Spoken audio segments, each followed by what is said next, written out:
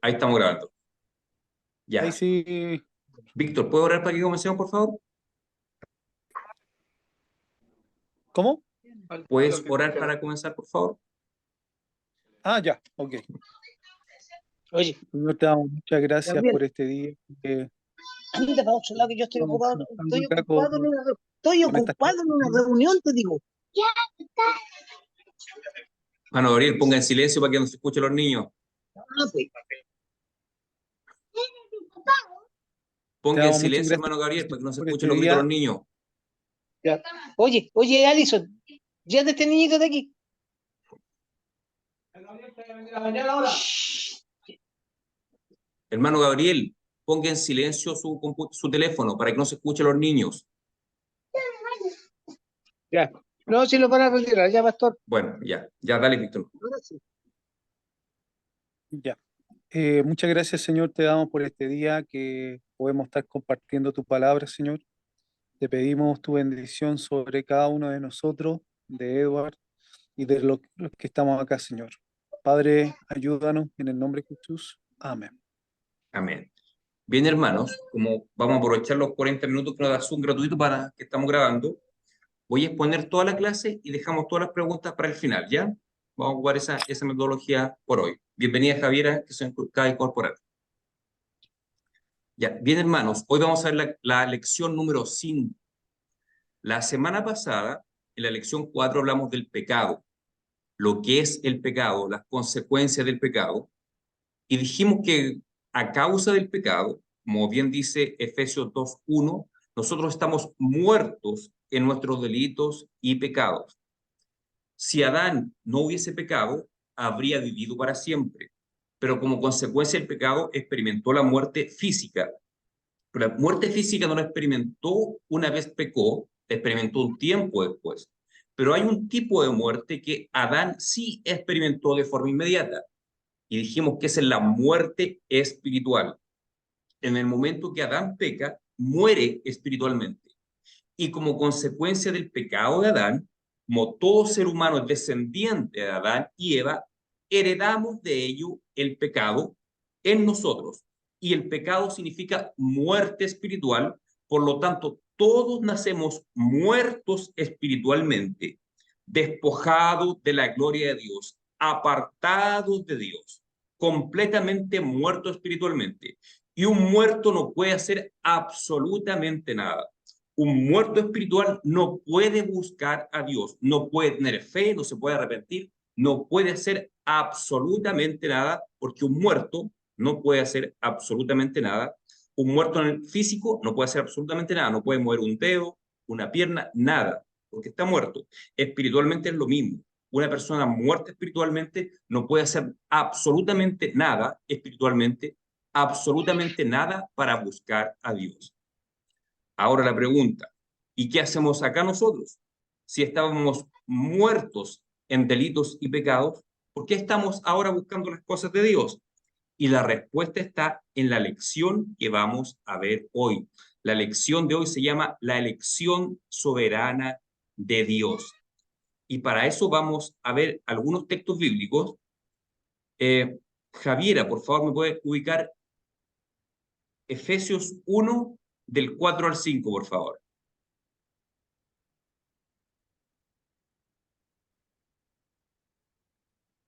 Y Víctor, se me puede buscar Romanos 9, del 14 al 21, por favor.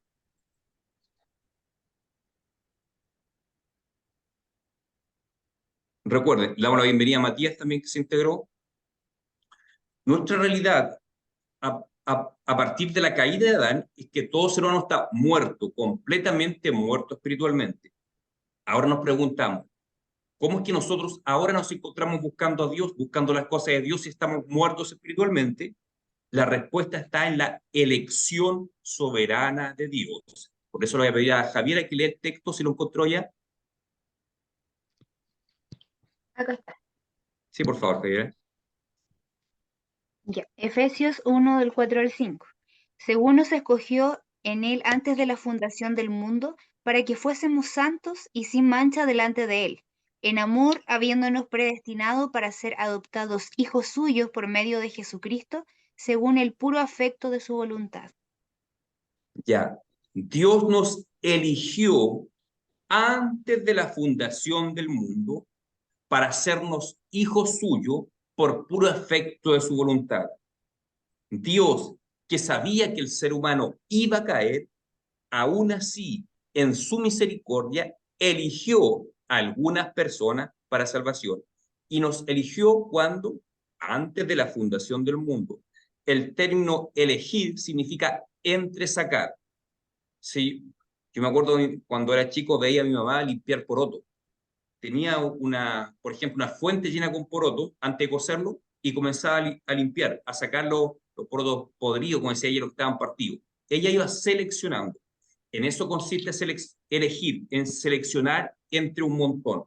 Dios nos eligió entre muchos antes de la fundación del mundo para hacernos partícipes de su gloria, de su salvación. Entonces, la pregunta, ¿cómo hoy tenemos vida espiritual si estábamos muertos? Bueno, la respuesta se encuentra en que antes de la fundación del mundo, el Señor eligió a algunos hombres y mujeres para salvación. Ahora, alguien puede cuestionar, entonces Dios es un ser injusto, porque elige solamente a algunos y a otros no. ¿Será que esto hace de Dios un ser injusto realmente? Y la respuesta la vamos a ver en el texto que va a leer Víctor, Romanos 9, del 14 al 21, por favor.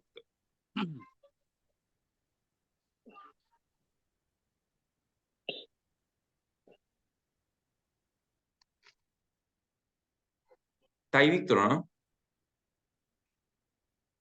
Parece que se nos perdió. Le habíamos pedido Romanos 9.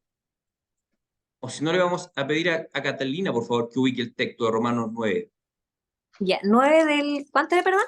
14 al 21. Ya, dice, ¿qué pues diremos que hay injusticia en Dios? ¿Qué pues diremos que hay injusticia en Dios? En ninguna manera, pues a Moisés dice, tendré misericordia del que yo tenga misericordia, y me compadeceré del que yo me compadezca. Así que no depende del que quiere ni del que corre, sino de Dios que tiene misericordia.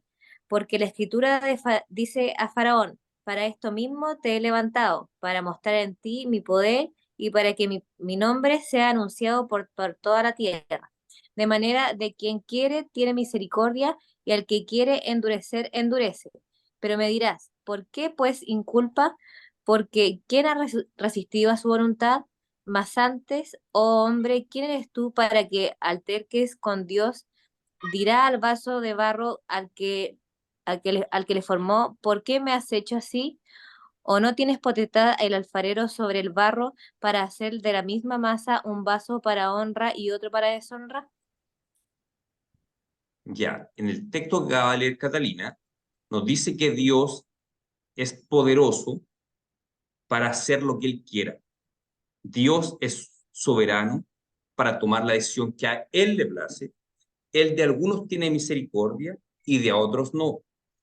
Ojo que dice de algunos tiene misericordia. Del que quiera tener misericordia, tiene misericordia. Eso significa que si Dios eligió a algunos hombres para salvación, fue porque Él tuvo misericordia de ellos. No significa que haya sido injusto, porque Dios es justo.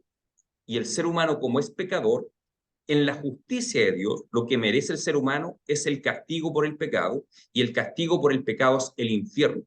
Por lo tanto, si Dios actuase siempre de acuerdo al principio de justicia, para ser justo, Dios tendría que echar a todos los seres humanos al infierno, porque Dios ha dictaminado en su ley que el alma que pecare, ésta morirá. Como toda alma, como toda persona peca, lo que se merece es el infierno. Eso es la justicia de Dios. No obstante, Dios nos eligió para salvación no bajo el principio de justicia, sino bajo el principio de misericordia. Dios tuvo misericordia de nosotros.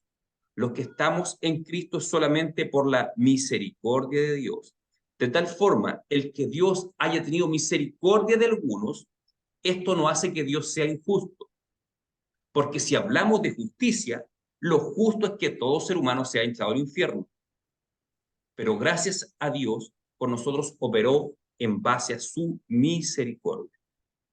Ahora, alguien podría cuestionar, ¿por qué Dios no tuvo misericordia de todos los seres humanos?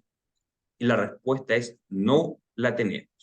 Él deja claro en su palabra que acaba de leer Cata, del que quiera tener misericordia, tendré misericordia. De hecho, el texto habla que al faraón, rey de Egipto, Dios mismo le endureció el corazón. ¿Por qué Dios opera eso? No lo sabemos. Son misterios de Dios. Pero lo que es revelado para nosotros es que Dios tuvo misericordia, sí, de algunas personas. ¿Cómo sabemos que tuvo misericordia de nosotros? Porque estamos en la fe en Cristo. Ahora, Dios ideó un plan para aplicar esta misericordia a sus elegidos. Le voy a pedir al hermano Gabriel que busque, por favor, en Romanos capítulo 3,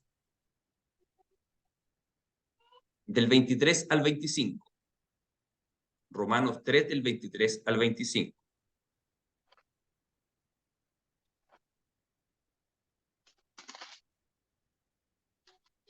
Romanos 3. 23 al 25. Ya. Ya. ¿Qué dice? Por cuanto todos pecaron y están destituidos de la gloria de Dios, siendo justificados gratuitamente por su gracia mediante la redención que es en Cristo Jesús. Estábamos todos destituidos de la gloria de Dios, pero Dios, por medio de su gracia, nos salva por medio de la redención que es en Cristo Jesús. ¿Qué significa redención? Significa rescatar. Hemos sido rescatados de nuestro estado de muerte espiritual, de la condenación que había sobre nosotros. Hemos sido rescatados por medio de ¿qué? Por medio de Cristo Jesús. Cuando Jesús fue a la cruz, cargó con los pecados de sus elegidos y pagó por el pecado de ellos, para que de esta forma los elegidos de Dios no sufran la ira de Dios en el infierno. Ahora alguien puede cuestionar y decir, ¿pero Jesús acaso no pagó por todos los pecadores, por toda la humanidad? Bueno, la respuesta es la siguiente. Si así hubiese sido, entonces absolutamente nadie iría al infierno, porque Cristo ya habría pagado por el pecado de cada uno. Pero sin embargo, vemos lamentablemente en el libro de Apocalipsis que muchos serán lanzados al lago de fuego donde estará Satanás, la bestia y el falso profeta. O sea, sabemos que lamentablemente habrán personas condenadas. Así que Cristo Jesús en la cruz cargó con los pecados de sus elegidos antes de la salvación del mundo. Tuvo misericordia de algunas personas. ¿Por qué no tuvo misericordia de todos? No lo sabemos. Ahí están retomando algunos hermanos que se les haya caído la conexión. Matías, si puede leer un texto, por favor. Romanos 5.1. En Romanos 5.1 vamos a ver cuál es la consecuencia, cuál es la bendición que hemos recibido los que por misericordia hemos sido elegidos antes de la fundación del mundo. Romanos 5.1.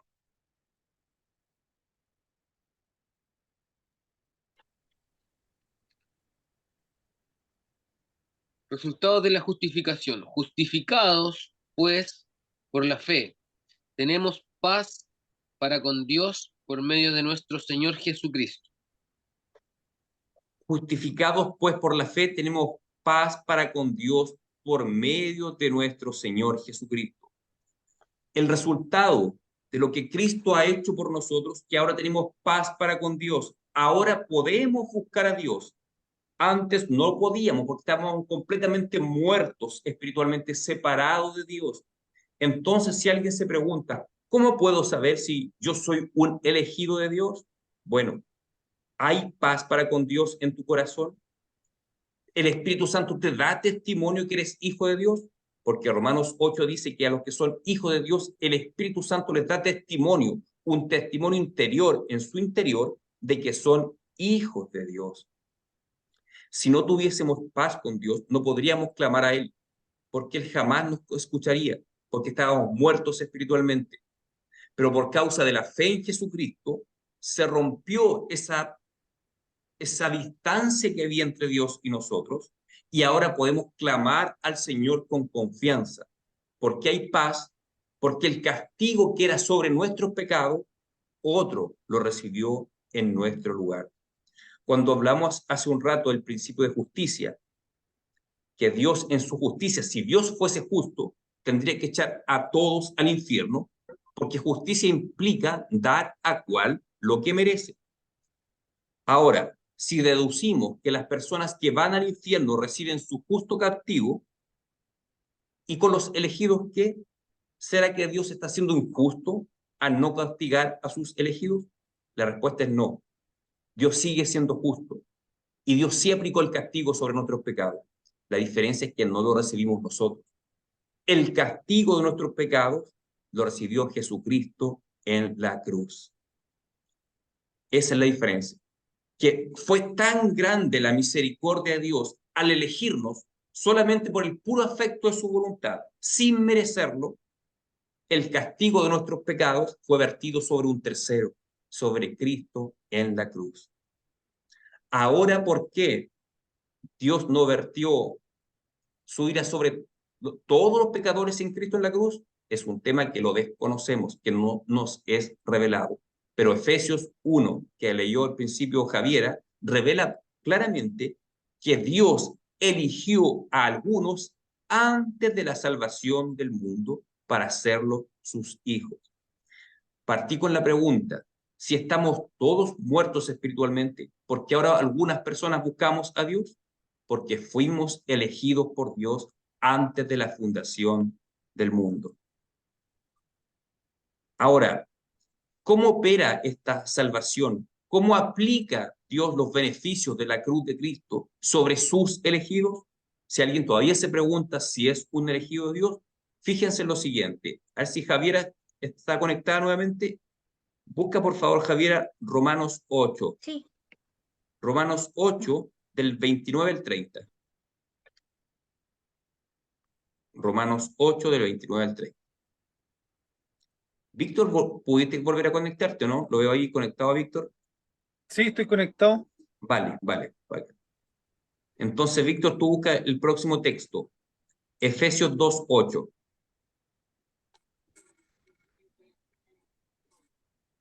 Javiera, no te dio el versículo. Javiera, Romanos 8, 29 y 30. Vamos Ya. a ver cómo Dios aplica los beneficios de su elección sobre nosotros, para que se examinen su corazón y vean si son elegidos de Dios o no. Javiera, por favor. Porque los que antes conoció, también los predestinó para que fuesen hechos conforme a la imagen de su Hijo, para que Él sea el primogénito entre muchos hermanos. Y a los que predestinó, a estos también llamó. Y a los que llamó, a estos también justificó. Y a los que justificó, a estos también glorificó. Bien, dijimos que la elección de Dios fue hecha antes de la fundación del mundo, mucho antes que nosotros naciésemos. Es decir, cuando nacimos, los elegidos de Dios estaban predestinados para salvación. Predestinar significa predeterminar el curso de algo de forma anticipada. Y Dios predestinó de forma anticipada nuestra salvación. Y voy a leer el mismo texto que leyó Javier, lo voy a tomar aquí para ir paso a paso.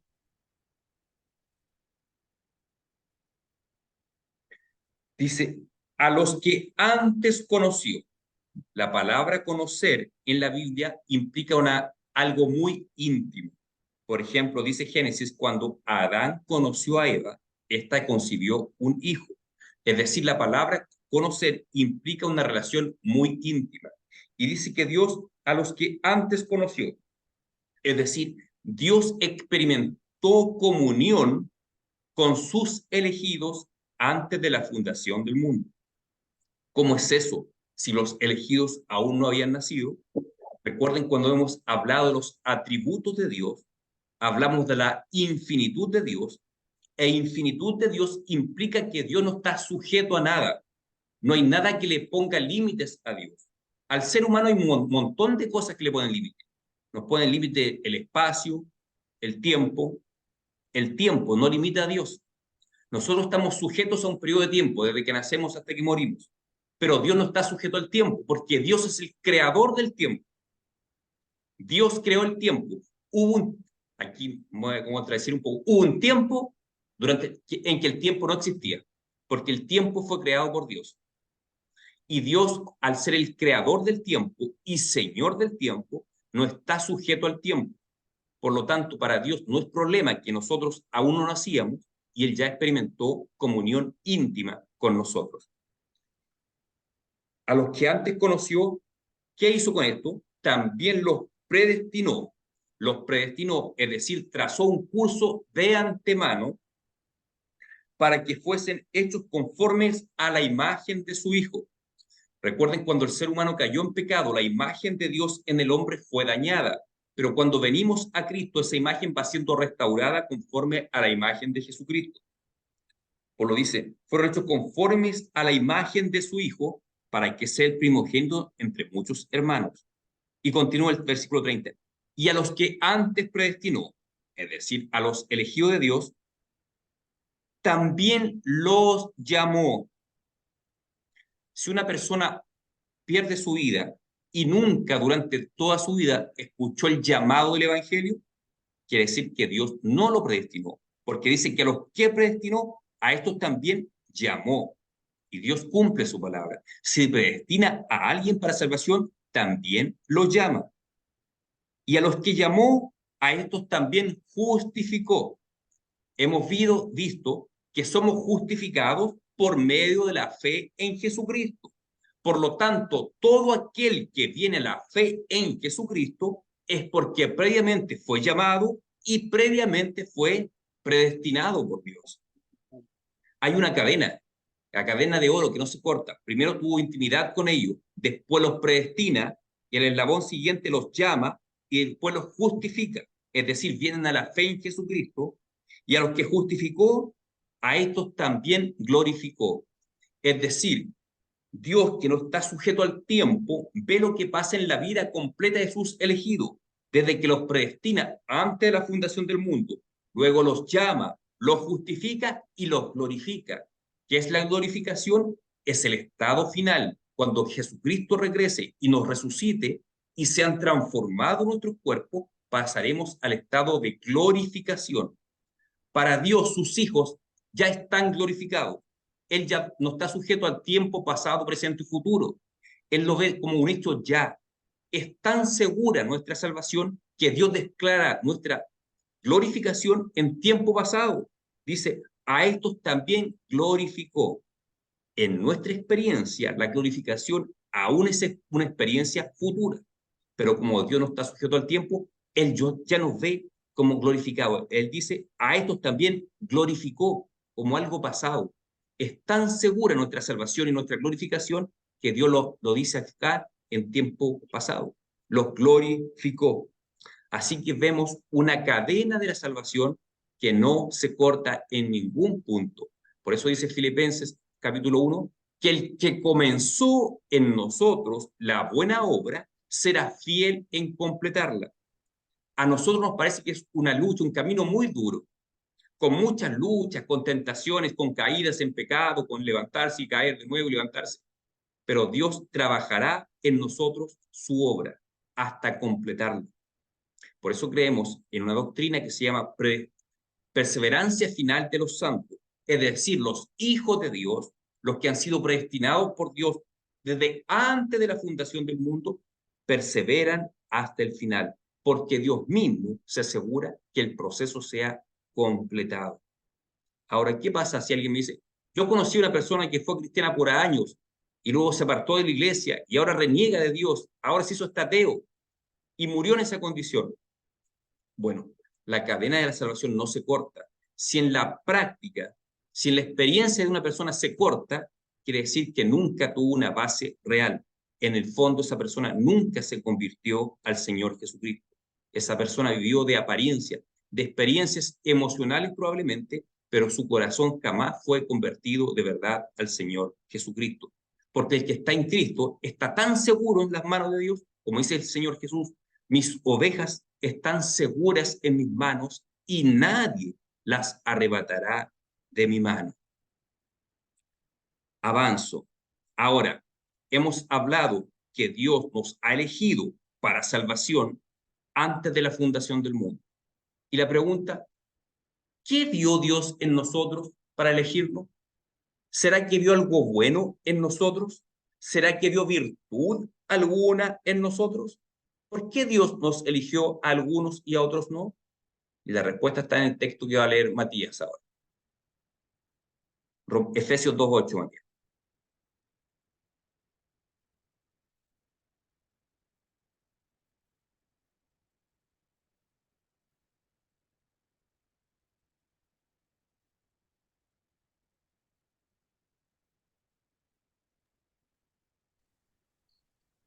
Efesios 2:8. Porque por gracia sois salvos por medio de la fe, y esto no de vosotros, pues es don de Dios. Y después dice, después de don de Dios, Después de que es un don de Dios, no por obras, para que nadie se gloríe, porque somos hechura suya, creados en Cristo, Jesús para buenas obras, las cuales Dios preparó de antemano para que anduviésemos en ellas. excelente. O sea, Dios nos salvó o nos eligió por gracia, no por obras para que nadie se gloríe. Obras es todo lo que el ser humano puede hacer. Si fuésemos capaces de hacer algo para ganarlo de la salvación, ya no sería por gracia. Gracia significa un favor inmerecido. Dios nos eligió solamente por su gracia. No que haya visto algo bueno en nosotros, sino que tuvo gracia y misericordia sin que nosotros la mereciéramos. Si nosotros tuviésemos mérito alguno, merecimiento alguno, tendríamos un motivo para jactarnos. Podríamos decirnos, bueno, Dios me eligió porque yo soy bueno, porque soy bondadoso. Sin embargo, Él nos eligió por pura gracia, sin que nosotros lo mereciésemos. Así que la respuesta es, ¿por qué nos eligió Dios para salvación? Por ninguna obra que hayamos hecho, por ningún potencial que Dios haya visto en nosotros, sino que única y exclusivamente por la gracia. No tenemos nada de que jactarnos, hermano. Nadie puede decir, yo soy salvo porque busqué al Señor. Ni siquiera podemos decir, soy salvo porque creí en Jesucristo. Porque ¿qué dice el texto que leyó Matías? Que incluso la fe es un don de Dios. O sea, pudimos creer en el Señor porque nos fue dada la fe como un don de Dios. Aquí no estamos hablando de la fe como habla Pablo en Romanos 12, del don de fe, eso es otra cosa. Acá estamos hablando de fe salvadora, de fe para salvación. La fe para salvación es un don de Dios, no es mérito nuestro. Ni siquiera podemos jactarnos nuestra fe. No tenemos absolutamente nada de qué jactarnos delante de Dios, porque la salvación la hemos recibido por su gracia. Todo lo que tenemos lo recibimos por la gracia de Dios. Eso, hermano. Hasta ahí voy a llegar. Comentarios, preguntas.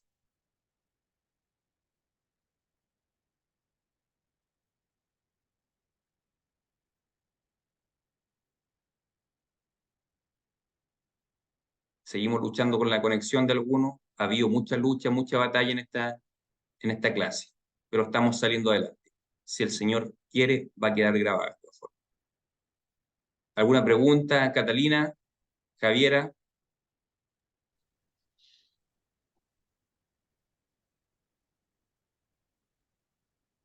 O Víctor, Se o me corta a Matías. mí, Bueno, si Dios quiere, va se a me quedar grabada esta corta, clase. no escuché la última.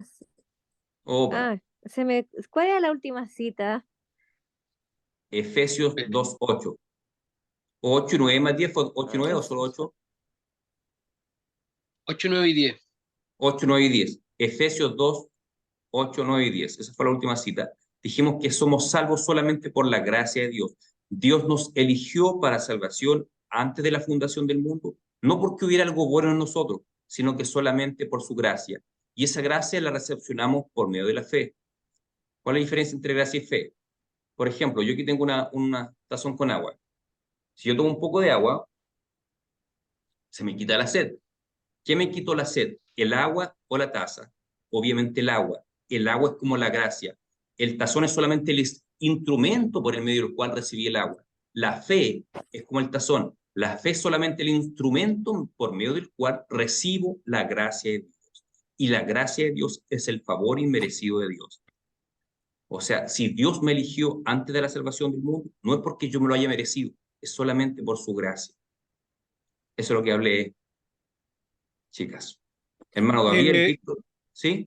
Edward, ¿Sí? recalcar ahí que, claro, lo que tú estás diciendo, nadie es merecedor en este caso ¿Mm? de la salvación. ¿Mm?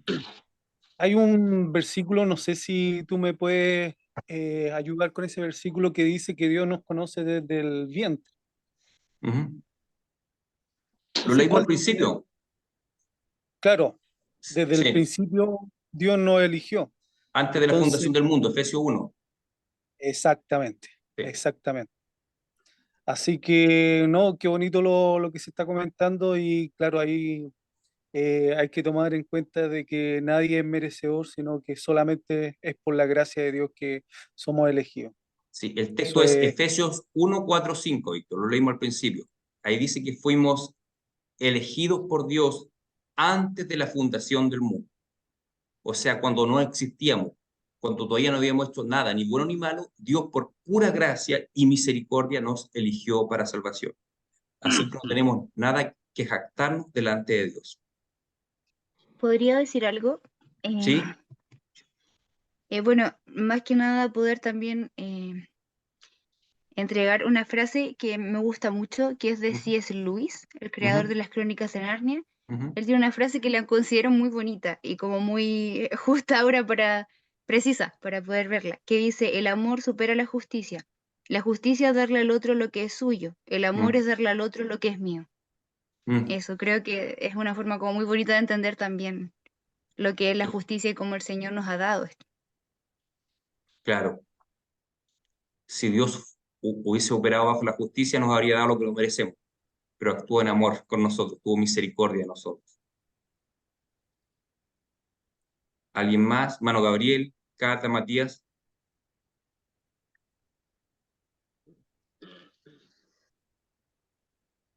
¿no? Si no, le voy a pedir a Matías que ore, por favor, para estar terminando esta reunión.